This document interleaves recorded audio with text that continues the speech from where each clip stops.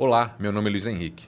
Eu estou apresentando o podcast O Melhor Conselho, que tem como objetivo gerar conteúdo e conselho para as pequenas, médias, grandes empresas, seus conselhos, conselheiros e administradores. E no final do podcast, a pessoa entrevistada sempre deixará de presente o melhor conselho, um conselho que foi ou é importante na vida dela. E hoje eu recebo uma pessoa também muito especial, uma pessoa que eu admiro bastante, tenho uma profunda admiração, acompanho um pouquinho só da atividade dela e eu tenho aqui que ler o currículo, é tão extenso, é tão grande o currículo dessa pessoa que eu vou ter que ler. Ela é administradora, mestre em negócios internacionais e pós-graduada MBA pela FEA USP. Formação de conselheira pelo Profuturo FIA, experiência de mais de 35 anos como executiva de marketing, trade e vendas pela JJ Charing Plug, Medley, entre outras. Hoje é diretora executiva do IBEVAR e Head Business Unit da FIA Business School. Como conselheira, atua na Associação Comercial de São Paulo, GCG Tech, Confia e Grupo Conselheiras. Tenho a honra de apresentar Tereza Cristina Charota. Muito obrigado, Tereza, por ter vindo aqui e aceitar nosso convite. Obrigada, Luiz. É uma honra estar aqui com você, participando aqui desse projeto fantástico, que eu vejo que é um projeto inédito, né? Principalmente com foco em conselhos de administração, conselheiros e todas as pessoas que têm interesse em conhecer um pouco mais como funciona e agregar valor. Eu acho que esse bate-papo ele acaba trazendo novos valores, novos insights e novas ideias. Muito obrigado, agradeço muito o seu elogio. Tereza, como é que está a visão de conselho de administração para as empresas do varejo? Como é que está isso? Isso está funcionando? Isso está andando? Está ainda no começo? Está no meio? Como é que está isso? Olha, eu vou ser bem honesta com você. Eu diria que existem vários mundos dentro do mercado varejista, não é? Então, quando a gente olha grandes empresas, grandes redes, né, elas já possuem um conselho de administração. Algumas empresas já são listadas na Bolsa, porque é uma obrigatoriedade, e outras que, mesmo que estejam na Bolsa, mas é fechada, elas acabam tendo conselhos. Mas a gente sabe que o grande varejo brasileiro ele é mais em cima de médias cadeias, cadeias independentes e o varejinho mesmo, que isso ainda é uma coisa muito distante. Sim. Mesmo com as grandes empresas, a gente vem conversando por meio do IBEVAR sobre o SG, não é? O que a gente pode melhorar para que as empresas tenham a melhor governança. Porque eu acho que esse é o propósito, principalmente do Conselho de Administração, um dos principais, porque envolve várias dimensões, né? Então, eu diria que o varejo ele ainda está bem no início, olhando pelo lado do mercado como um todo. Agora, se a gente for olhar por segmentos, a gente já vê aí alguns segmentos numa posição um pouco mais adiantada.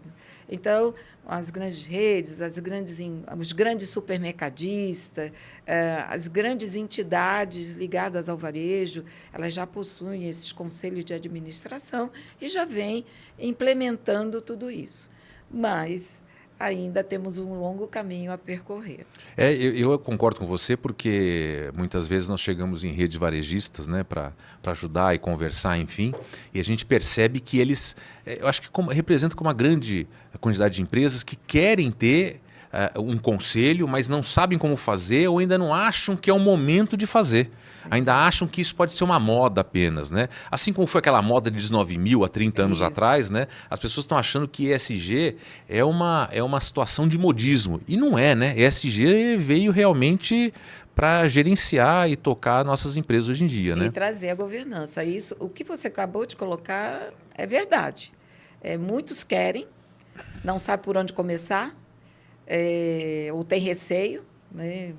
Por onde eu começo, como eu começo, ou acha que vai ser uma coisa que vai ser muito cara, né? Que vai ter que trazer grandes consultorias, né? Você tem aqueles que são mais resistentes. Não, a minha empresa tem governança, não é? Eu não preciso fazer isso. Mas existe um ponto que eu acho que todas as empresas no país, independente do setor e também principalmente do varejo, é que tem aí um movimento do próprio governo. O governo, para entrar na OCDE e todos os planos que tem aí até 2030, as empresas vão precisar reportar relatórios, certo? E não tem jeito. De alguma forma, as empresas irão precisar aderir a alguma forma de governança. Então você tem se deparado também com algumas situações que a pessoa fala assim, eu tenho governança, mas na prática é só um discurso, né? De querer, é uma vontade de ter. Ou então, assim, eu tenho, tá bom, me explica como você tem. Ah, veja bem, eu contrato negros, mulheres e LGBTQI+.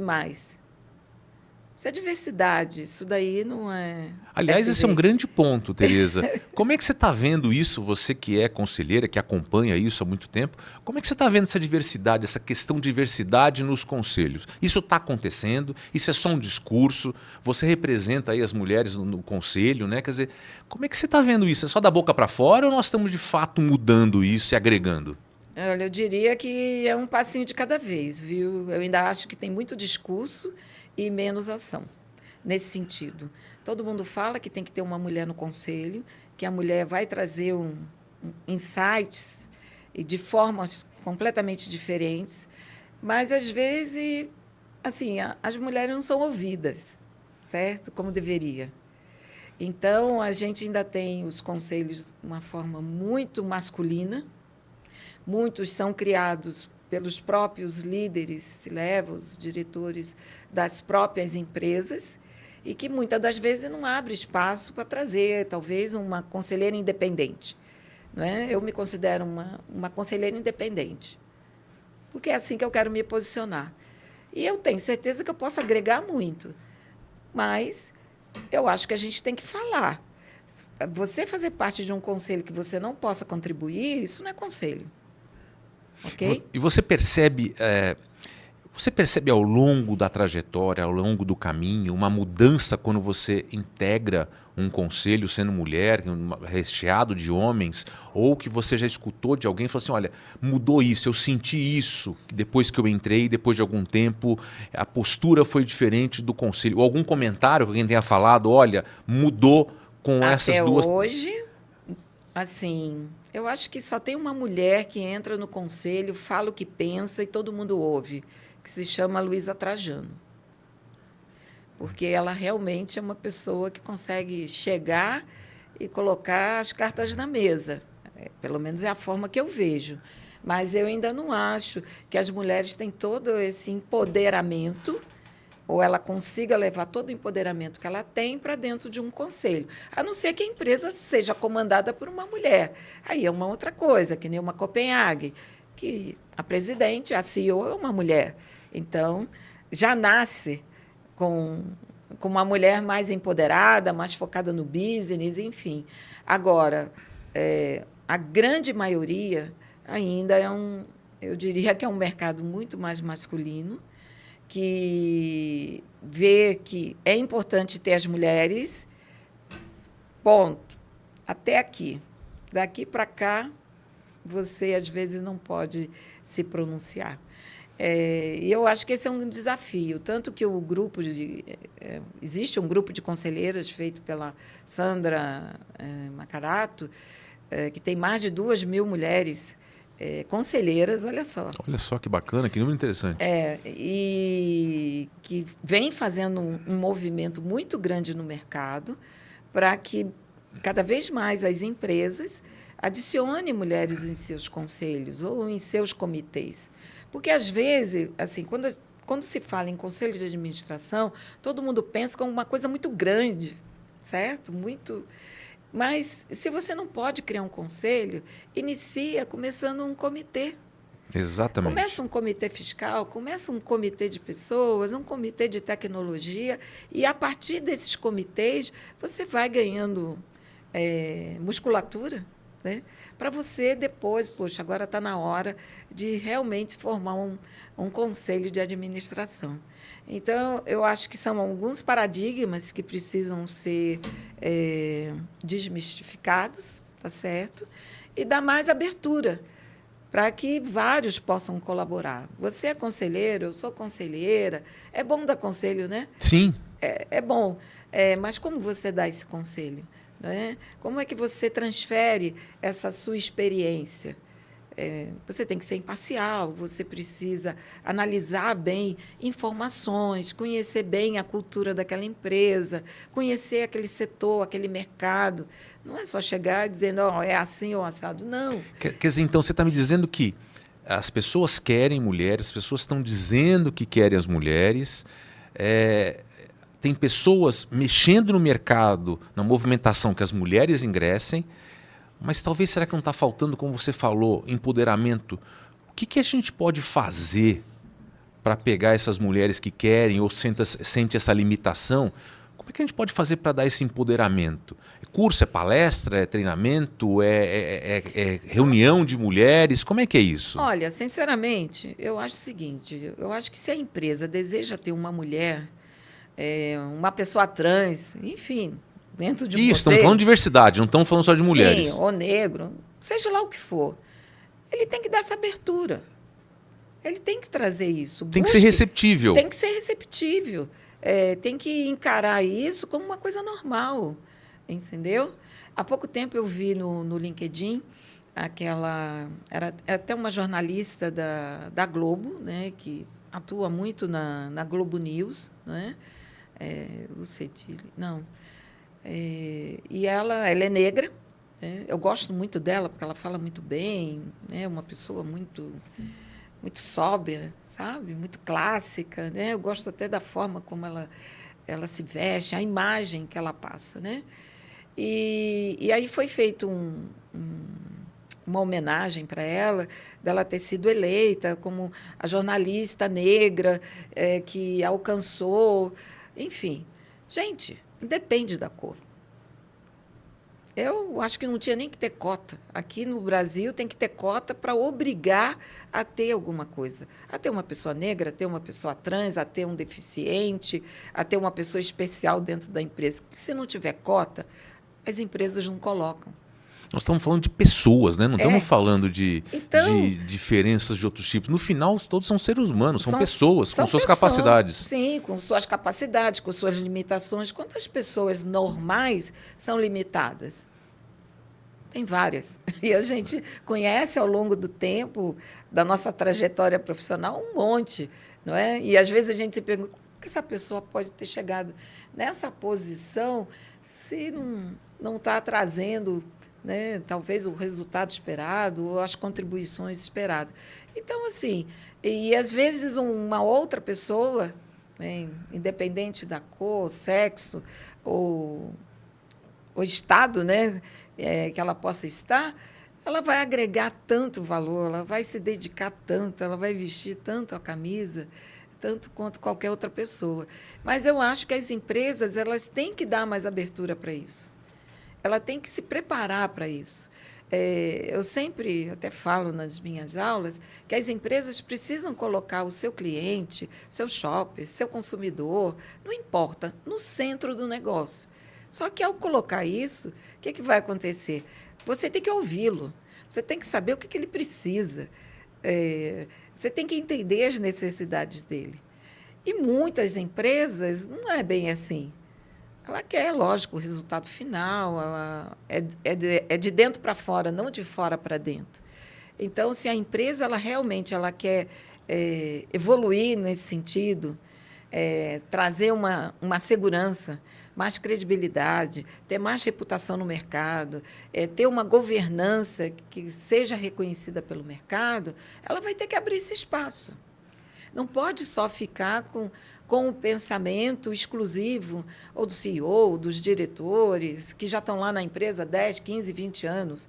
Tem que oxigenar o negócio. É aquele negócio que a gente vê em empresa muito, né? Isso é uma coisa que me deixa, às vezes, incomodado, né? Você chega numa empresa, prestar uma consultoria ou conversar, e a pessoa fala assim, isso sempre foi assim. Aí você fala, Tá, isso sempre foi assim, o que nós estamos fazendo aqui? Quer dizer, não dá para sempre ser assim. Eu não precisava me chamar. Não precisava me chamar, se sempre foi assim e a gente não pode mexer, né? Então, assim, vamos continuar. Ou então você ouve assim, olha, aqui funciona desse jeito. Se aqui funciona desse jeito, então não vamos mudar, né? É. Funciona assim. E o que você quer fazer? Não, eu quero fazer mudanças. Então, você está disposto a mudar? Quais são os seus processos? Como eles funcionam? Não, eu não tenho processo nenhum. Aqui, todo dia de manhã, eu dou a lição de casa. Eu já ouvi isso, entendeu? Então, olha, aqui toda segunda-feira você tem que fazer isso. Você já pensou em mudar isso? Você já pensou em fazer diferente? Você já ouviu seus colaboradores para entender se é isso que eles estão fazendo de uma forma mais engajada com a empresa?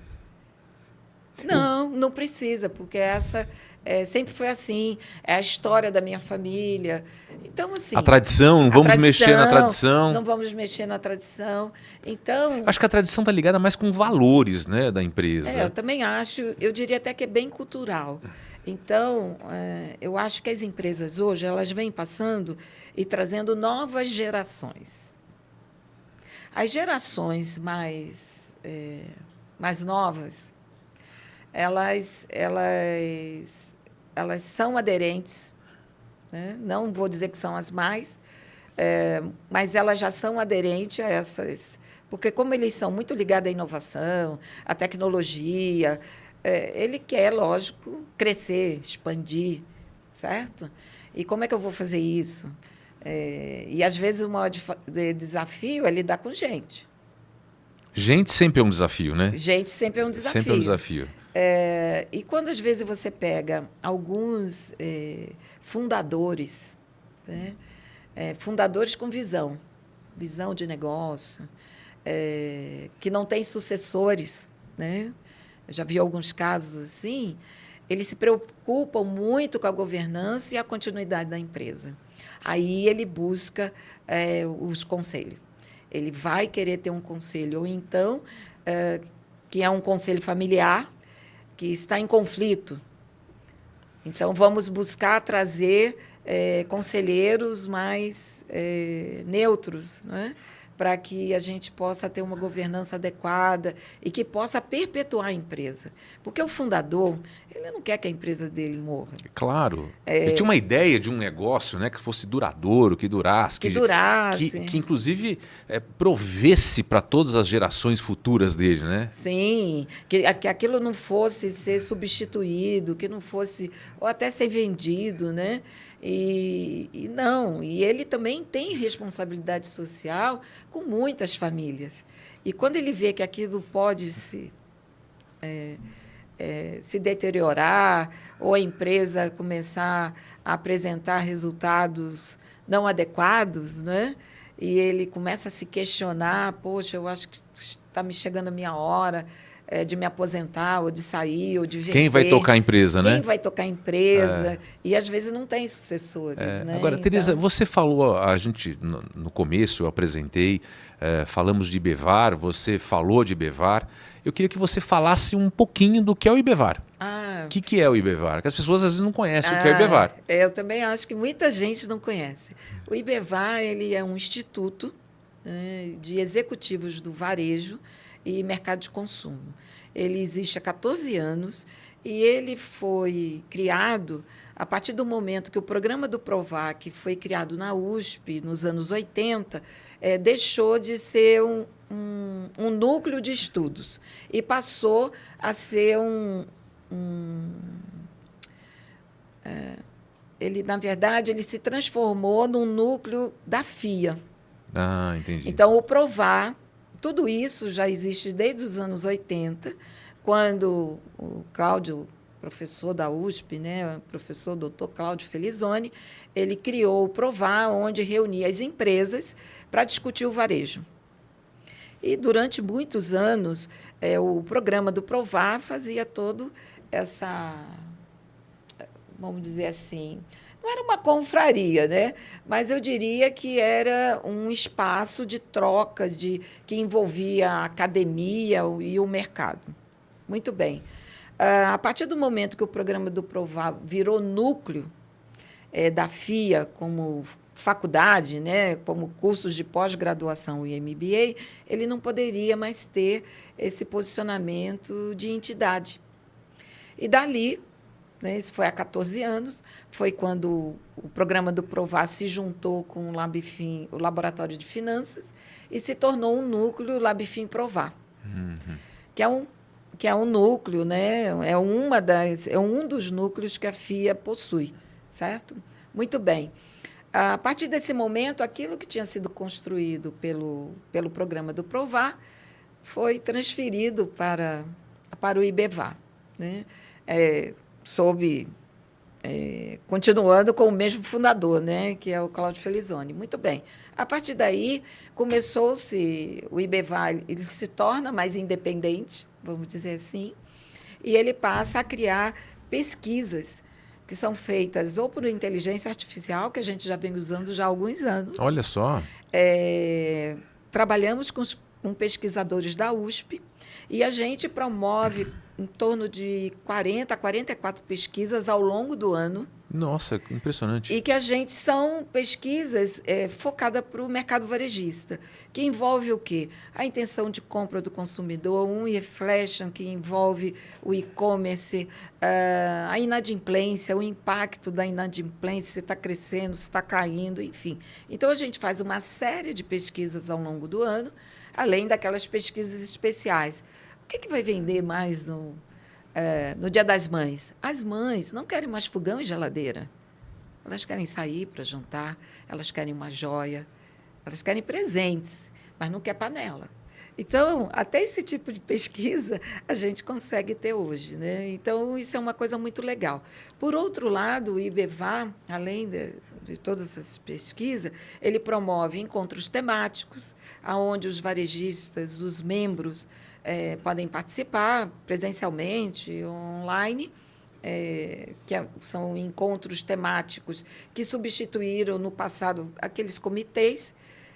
Mas uma coisa que eu percebi é que é o seguinte, hoje as pessoas, por mais que você faça parte de um comitê externo, fica muito difícil levar isso para dentro da empresa e depois voltar com uma lição de casa. E é mais ou menos nesse ponto que eu quero te perguntar agora.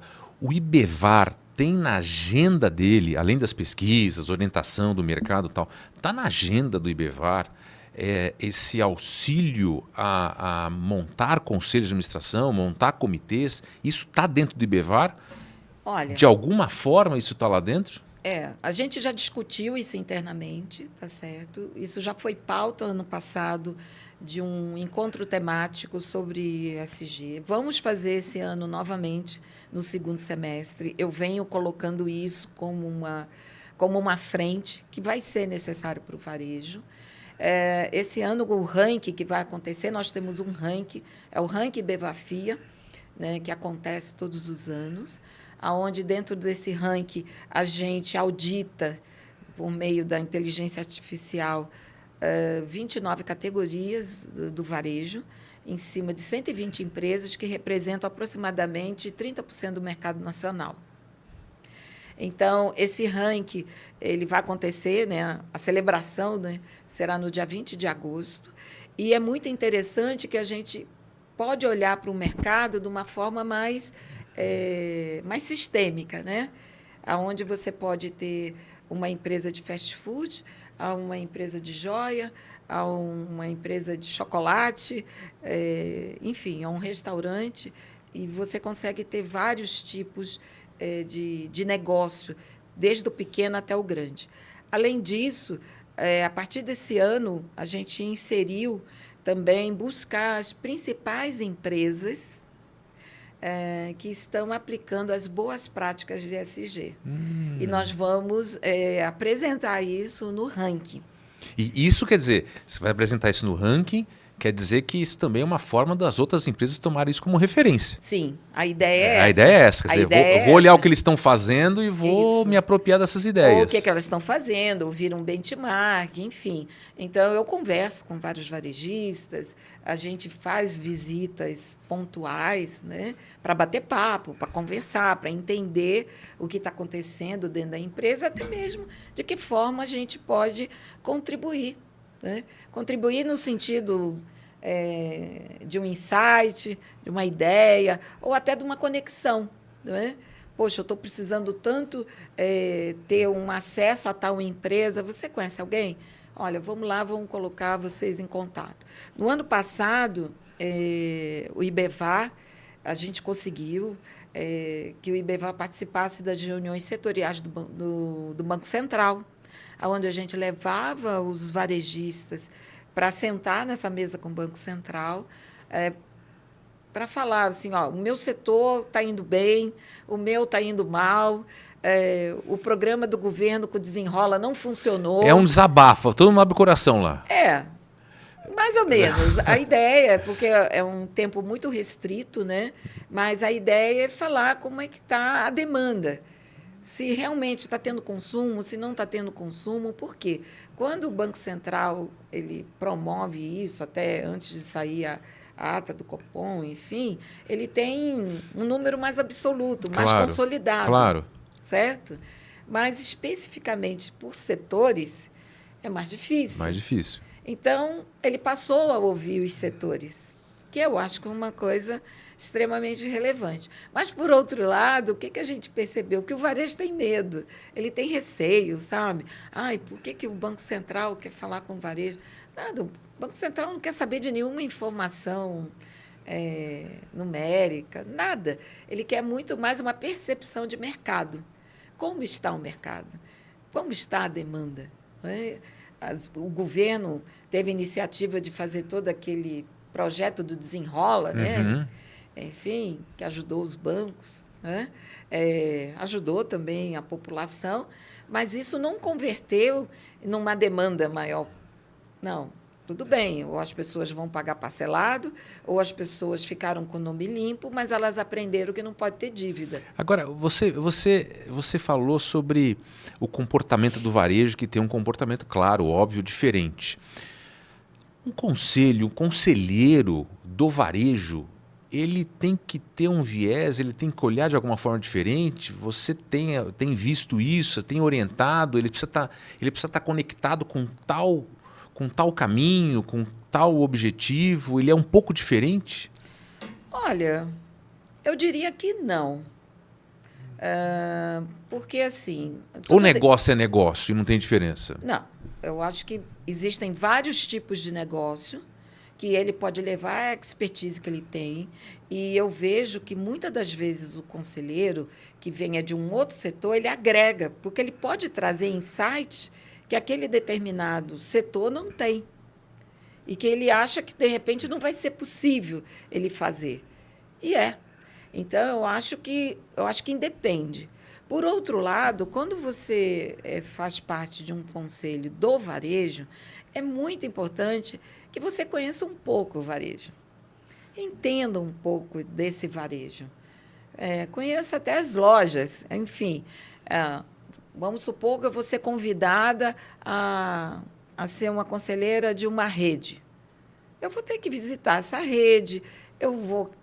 Eu particularmente, vou visitar as lojas, vou trocar uma ideia com alguns funcionários. Ele não precisa saber que eu sou conselheira. Você conhece o chão de fábrica, né? Você vai conhecer o chão de fábrica. Você tem que conhecer o chão de loja. O chão de loja, verdade. Entendeu? Você tem que conhecer o chão de loja até para poder trazer subsídios para a alta liderança. Entendeu?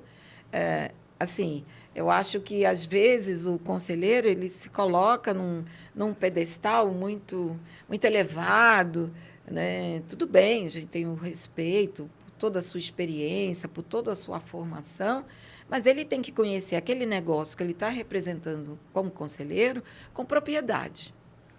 E muitas vezes ele não está conhecendo, quer dizer, ele vem de um outro segmento, de um outro mercado que poderia agregar, Sim. mas ele não conhece, como você bem disse, um Ou não chão deu de tempo, loja. ou não deu tempo dele aprofundar, ou dele trocar ideias até com outras pessoas. Então, às vezes, eu vejo que o conselheiro ele é muito mais fechado, né? Mais conservador, vamos dizer assim. Não se abre muito. Mas eu acho que ele tem que ter um mínimo, uma rede que ele possa trocar ideias, que ele possa... Alguém conhece esse cliente? Alguém já viu esse tipo de ação? Como é que é? Até mesmo para ele poder se preparar. Todo conselheiro, ele precisa se preparar. Sim, com certeza. Ele precisa. Ele não pode Precisa chegar estudar, lá ele tem que achando estudar. que ele já... Ele É. tem que estudar um pouquinho, o mínimo necessário.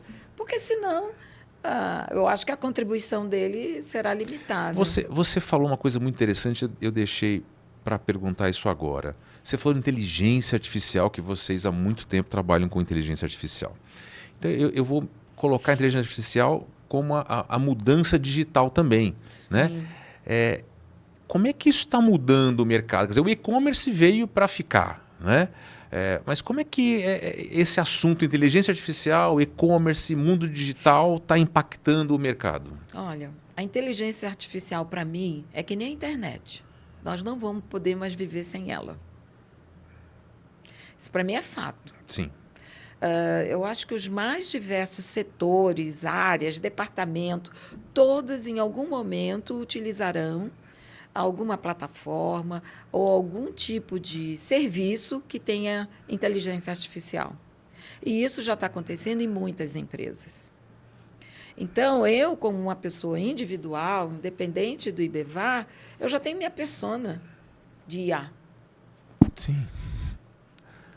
Eu já faço uma série de projetos, né? Ou escrevo usando a inteligência artificial. Eu não preciso usar o chat GPT. O chat GPT é outra coisa. Ele é até pequeno, perto de uma inteligência artificial. Mas eu acho que hoje as pessoas têm que ver a inteligência artificial como um meio também, primeiro. Segundo, que ela pode te liberar de trabalhos rotineiros que tomam o seu tempo. Que, às vezes, você deixa de ser estratégico para ser mais operacional, porque você tem que colocar a mão na massa. Colocar a mão na massa é fundamental, mas hoje o tempo ele é muito curto. Ele é escasso. Se a gente puder ter esse tipo de ajuda para fazer coisas pequenas, né? Coisas que hoje você pode contar com a inteligência coisas artificial. trabalhosas, não pequenas. Sim, né? E isso envolve para todas as áreas. Uma área de contabilidade, uma área de processos, uma área de RH. Todas essas áreas hoje existem inteligências artificiais para apoiar a evolução dessas áreas. Sim. E transformar a empresa. Isso não vai mandar pessoas embora. Entendeu? Vai só mudar o tipo de atividade. Vai mudar o tipo de atividade e vai reposicionar esse colaborador a ele ter uma escala, talvez. Sim. Aquilo que ele faz de uma forma muito manual ou muito na planilha Excel, né? Eu não gosto de planilhas, né? Eu sou assim, vamos acabar com as planilhas. E tudo que puder ser automatizado... Com certeza é muito melhor. É muito melhor, porque você ganha velocidade, te sobra mais tempo para quê? Para pensar, para criar, para discutir um assunto, para tudo, e vamos conversar. Eu falo isso com o meu time. Para tudo. Não, mas para tudo. Vamos trocar uma ideia. O que você faz? O que você faria? Então, assim, quando você fica muito envolvido no operacional, é muito braçal, né? Sim. Certo? Quando chega o final do dia, tu está esgotado. Cabeça, pensando em um monte de coisa. Não dorme, tem insônia, não se alimenta bem, não dorme bem, não tem qualidade de vida. Então, eu acho que o profissional, de qualquer área, ele tem que saber dosar o tempo dele e tem que aprender a administrar melhor esse tempo. E a inteligência artificial pode ajudar. Pode ajudar, com certeza. Tereza, como eu disse no começo, e agora no final, né, eu peço sempre para a pessoa entrevistada que deixe um presente. Eu sempre peço um presente para deixar aqui no podcast. E o presente que eu peço é o melhor conselho. Melhor conselho que você pode deixar de presente para quem está nos assistindo. Um conselho que foi importante ou é importante para você, que você aprendeu, que você leu, que você escutou, que veio de família. Então, se você puder deixar esse presente para a gente. Olha, há pouco tempo, não tem muito tempo, eu li um depoimento do falecido Abílio Diniz, né, que perguntaram para ele o que era governança. E ele disse que a governança de uma empresa se faz com processos e pessoas. E o que eu interpretei disso daí? Que a empresa que não para olhar os seus processos internos, ela vai ter muita dificuldade para gerenciar pessoas e focar em resultados também. Então, eu acho que as empresas, em geral, qualquer empresa, ela precisa olhar para os seus processos. Ponto. Essa é a primeira coisa. Segundo, pessoas, né? Eu diria que esse hoje é um grande desafio, porque o mundo mudou, as pessoas mudaram. Estamos vivendo um ano, vivendo uma era que não é mais de abundância, né? Nós estamos vivendo uma era de transição, segundo alguns historiadores, né? Pessoas que estudam isso. Então, todo mundo hoje precisa olhar não só aquilo que você traz de uma forma profissional, mas também pessoal. As pessoas hoje estão valorizando mais isso. E para o varejo, eu vou até olhando para cá, para o varejo, eu deixo uma seguinte mensagem. E para o profissional também que queira trabalhar com varejo. Para trabalhar no varejo, você tem que gostar de gente. Você tem que apertar a mão de pessoas. Você tem que falar com as pessoas. E isso foi uma coisa que eu aprendi. Então, em qualquer loja que eu vou, que eu faço shopping de loja, eu adoro fazer isso, né? Visitar a loja, eu converso com todo mundo, eu faço pergunta para o atendente, pergunto como ele está. Por quê? Porque isso faz com que você gere uma melhor conexão. Então, eu deixo aqui esse meu conselho, que eu pratico, né, com bastante frequência, é gostar de gente, entendeu? Se alguns não gostam de mim, só lamento. Não tem como não gostar de você, Tereza. Né? Mas, assim, eu sou, às vezes, um pouco sincerona, né? Então, mas o que eu quero dizer é que se você transfere isso, né, lidando melhor com as pessoas, o seu dia fica mais leve. Com certeza. E é isso que eu deixo de mensagem. Tereza, agradeço imensamente. Eu que agradeço imensamente sua presença. Foi muito gratificante receber aqui. A sua conversa foi ótima, fluiu muito bem. Acho que deixamos aqui várias informações. Tá? Muito obrigado pela sua presença. Eu agradeço e, por favor, conselhos, levem mulheres para fazer parte desse grupo, que vai trazer diferença, com certeza. Bom. Obrigado. Um abraço. Um abraço. Obrigada. Você acompanhou até aqui o nosso podcast? Muito obrigado. E siga nas redes sociais. O Melhor Conselho.